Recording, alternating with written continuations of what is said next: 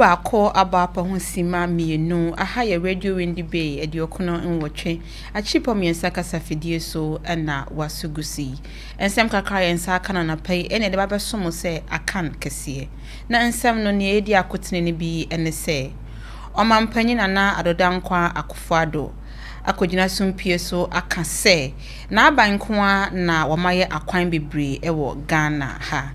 afein so enrada na omampanyi akufuado ekogina Bank of Ghana headquarters na obie ano yede emu nchiremu ebebremu afein so kopie mu ewo malinso a srafo panyina wo hono atu prime minister asensen ensam no bika we hu na napa yesi nkonya ne babesom se akan kase edi a mejeso eye nana ama nyameke baini afei jibre na yentie kase no mu intwemu omampanyi nana adodankwa akofo ado enano benada na odina nyumonyam ekobie flower pot interchange a ewo Accra na opanyini gine sumpie so a wokasa no na wo kyeremu se wohwe akwan ahodo ani interchange ahodo a wo Ghana ha nyina na enka ekwa akoye se anase ayesa mpa awie se MPP aban no nkoa na atimi abiebie akwan na afa interchange bebre ewo Ghana ha opanyi kasa no sadu tu dwa se sa flower pot interchange no so ebeboa ama traffic e wo krom ni nyina eso etu atwa wose we kopie mu ewo temamoto we no so a chese traffic e wo so no enya asem ketua ni nyina ebeboa ama traffic no so atwa afei nso wo ma eya o mtwetwa kwa akwa mu ne omom nam kwa akwa no nyina nso so ebeboa ama saa kwanhia na eye esisi bebre no ni nyina eso tu betwa afei wo saa ka no biem se saa flower pot interchange no nso so kwa ma enchiremafo wo mo ena ebenya ho pa enti ototo asere wo mo ka bie wo mbi ene wo mo edi so mo hwesu yi so mo hwesu yi se ne beya enchirima no daachi ombenya ho mfaso pa na yenkwai na yenkotie sene omampanyi eka nansam no efae Structured more roads and interchanges than any other in our nation's history. In the Greater Accra region alone, we have completed the Pokwase Interchange, Temamoto Way Interchange Phase 1, Obetabilamte Interchange Phase 1, the East Legon Underpass, and today, this Flower Pot Interchange. Beyond Accra, we've also delivered the first ever interchanges in the eastern region at Suhum and in the northern region at Tamale. Ebiem omampanyini enso esa akobie eye new Bank of Ghana headquarters ewa Accra yato ne din se Bank Square enrada na wokobie ano na mpanyimfo de abase saa bank ya o mabie ba beboa ama Ghana esika nsem akokonte se wo ba Africa mam ha se anasa bibi mam ha se dia anka enkwa akoye se ye new Bank of Ghana yi die eye aditwampa President Nana Adodankwa Kufuado kasa na wo kyerɛ mu se sesia no Bank of Ghana a ye bia no ne headquarters no ba beboa ama se okɔ bank ahodo na wo masetena no ne nyina akɔkɔ toten ama wo mo opanyini esa de to dwa se saa edan yi ebinsi Ghana da isam se se wo hwɛ ga edan no an hofasuo na kyɛ se edan no de wo masipa eye wo se ukobie mu ewo Ghana esika semu a enka kwa esenka enhyeda enkoye nemom esane se womo abie saa Bank Square yi ba beboa ama esika sema enkoye nema bia enkoye no ni nyina aba beyeye ama Ghana yenso ye kasa ye bebo yedin ewo sika semu afei nso opanyine de todwa se sia no saa Bank of Ghana ya ya ba bia no ye friend no Bank Square yi eno beboa ama yenya more investment ena afei ebeboa ama ye economy no agina pa yankwai na yankotie sene opanyi eka nsam no so esa efae. It embodies the resilience of our institutions and the aspirations of our people. Beyond its aesthetic grandeur, It represents a hub for financial innovation, a center for collaboration among policymakers, industry leaders, and experts, and a landmark that underscores our commitment to a sustainable future. Its eco-friendly design and cutting-edge technologies serve as reminders of our duty to future generations to build responsibly and sustainably. Ladies and gentlemen, as we stand here today, we're not only celebrating the physical structure of this imposing complex, but also acknowledging the progress of our economy, which this edifice symbolizes. Recent data from the Bank of Ghana paints a picture of resilience and promise. Ghana's economy is on a recovery trajectory, with provisional GDP growth of 6.9% recorded in the second quarter of 2024, driven by robust performances across all sectors. Non-oil GDP growth of 7% attests to the dynamism of our economy. Indicators of economic activity, such as construction, industry, agriculture, consumer demand, and tourism, show encouraging signs of continued improvement. Inflation, which stood at a staggering 54.1% in 2022, has been reduced sharply to 22.1% as of October 2024, reflecting the effectiveness of the Bank of Ghana's monetary policy interventions. There is every indication that the downward trend in the rate of inflation will continue, evidenced in the reducing prices of foodstuffs and petroleum products. This stabilization has renewed confidence among households and businesses, reinforcing a sense.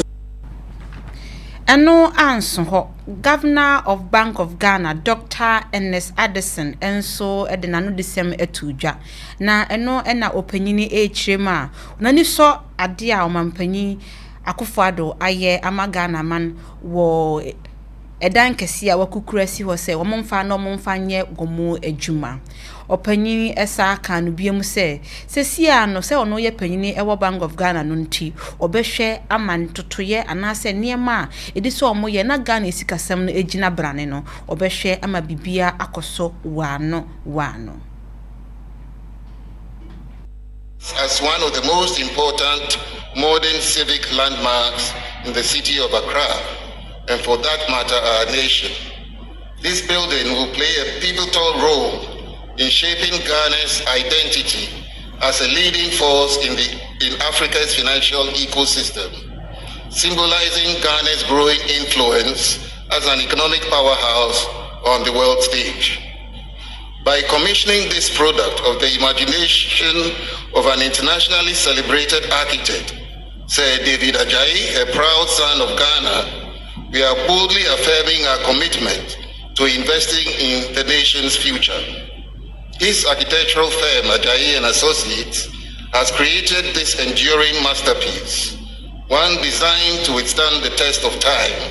and serve as a beacon of Ghana's revitalization for generations to come. Architecturally, the Bank Square is a bold statement of Bank of Ghana's enduring presence and authority in the financial landscape. Clad in durable stone, the building symbolizes permanence and resilience, much like ancient monuments that have withstood the test of time. This material not only conveys the bank's stature, but also requires minimal maintenance, supporting the bank's sustainability goals. This architectural form reflects the bank's role as a regulatory authority and affirms its importance within the nation's economic framework. Afe yonko nsem fufuro mu wey every National Commission on Civic Education for eho enrada enampanyimfo ehia nsemtwerefo na woni omudi nkomo kakra na eno ena opanyina oda National Commission on Civic Education Kathleen Addy echire mu se sesia no eye woma womo epre akunya se nyame boa na se 7 December no so ne yakwa akoto santene ato aba na woma womo pre akunya womo pese womo tena so no enkaya say National Commission on Civic Education for no womo ye nhyiamu kakra na womo ne constituency ana say timamufo ana parliamentary candidate for no hia edidi nkomo kakra ekire womo kwayon befa so adi womo dwuma se ne ebeye abatu nyina ebeye sorting na ma media abeto dwa say sesia no nkeka akoye say womo hia asese womo hye dwuma de na se no obi amai se nipa be se 100 no mo hwe wonim so mbabetena se na omo ni manya nkitahudie na ama bibia akoso a wo se nipa be se 5 pe ene baaye ne senti maame ewra ho enti wo sa toto asere se eba ne se omo ye bibia etesa na ehia eya nipa no embodompim na omo mbra na womo betena se na mpanyimfo nkyerɛkyerɛ mo sene ombefa so adi wo mudwuma ewo abato ni mu enti yankwai ye kwa akotie maame Kathleen Addy sene wo sisika ne nsɛm no abra wo hia ensɛmtwerɛfo. Impact of the parliamentary dialogues is in the way they make democracy, is in the way they demonstrate democracy in action, where communities gather to interact directly with those who offer to represent them. They see contestants sharing a platform, sitting next to each other, being cordial, speaking in turns with no insults, no intemperate language, and no threats of violence. The dialogues demonstrates the core principle of contest of ideas that underpin true democracy. It is so important that citizens, especially young people, witness this to reinforce the understanding that the negative elements like insults and violence have no place in a democracy. Regrettably, some parliamentary candidates of the major political parties have refused to participate in the dialogues, citing a plethora of excuses, and this is unfortunate. The NCCE is urging all political parties to ensure that their parliamentary candidates actively participate in the dialogues. It is also an opportunity to highlight the policies of the parties. Anso hwa maame esade tu dwa se sia no se oba Ghana yabatuo ma ye diska na eto eska no nya bia na obeto wa nya bia wonto maame echire ma wo se saade no de ebotia Ghana ye kabina menka bia mamro ni pa enti wototo asere se wonam ho no obi diska ba wo se je natoma mea menje afi nso hu se eska no bisa wo se ehemfa na eska no efiri eba enti wo maame ese echirim se eska na eya amonyofo no ede checheche no enye mra kwan so kra enti wo sere sanke beya campaign enhwe na womu enjai. First reaction should not be gleefully going to get your share. We should ask ourselves as citizens that where is the money from? Because again, I have repeated so many times over the course of this year and even last year that there is no free money anywhere. Wherever the money is coming from is going to go back with interest. And ultimately, we the citizens will pay the bitter price in the form of truncated development. Because if we elect people who have gone and acquired debt to come and share the money for us so that they win the election, once they win, their focus will not be on the mandate, their focus will not be on doing what they are supposed to do for the people, their focus will be on going out there, find a way to recoup the money, go and pay back wherever they got it from, and then going to get more money for the next round. And so it works against our interest to continue to support this culture of money sharing, and monetization in political campaigns and elections. Secondly, I always also say that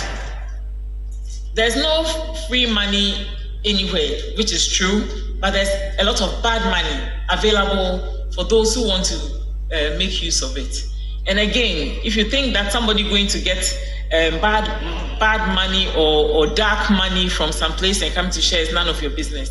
You have to think about where that money also comes from. It comes from possibly drug dealing, human trafficking, organ trafficking, gun running, and all these negative things that we don't want to have any involvement with in our society. If politicians go and take this money and come and share it here, that means that as a country, we now have a relationship with people who are participating in organized crime.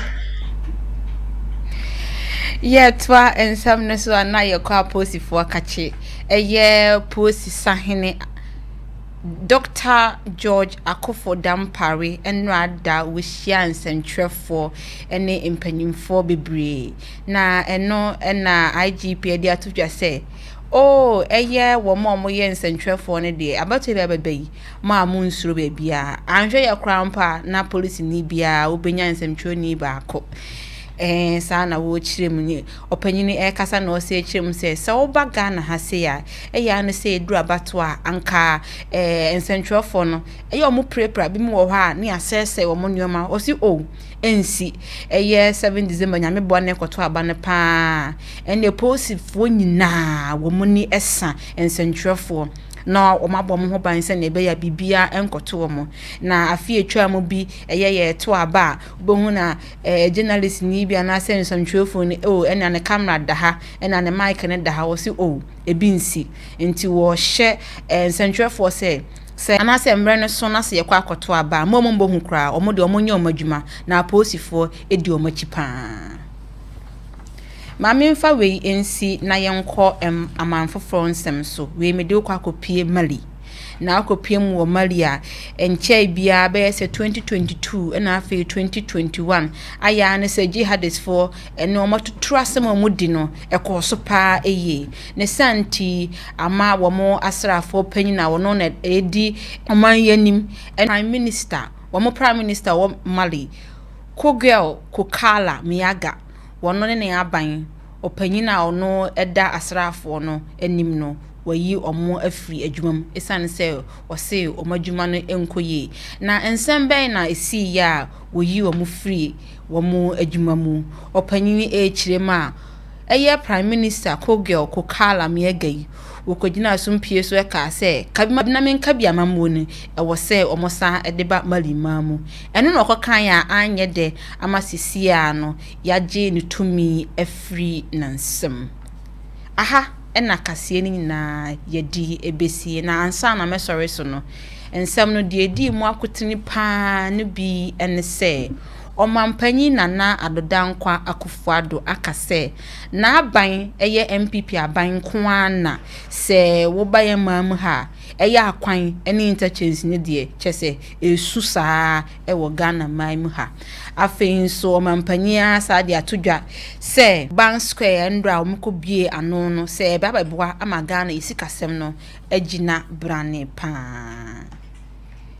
aha ena ebrebe makwan amede kasie ni nyina aba besi aseda enkoma anti Rebecca wo chinchima fidie no ema bibia koso ene DJ Mickey afi atasi drivers ahodo nso so amuchi ma fidie no to radio unibe na mutie aseda enko emamo ma moje bre nyina na mutie kasie boye kasa aseda bebre enko emfa emam medamesamfo Kwame anamoa ase edi a meje so eye nana ama nyameke baini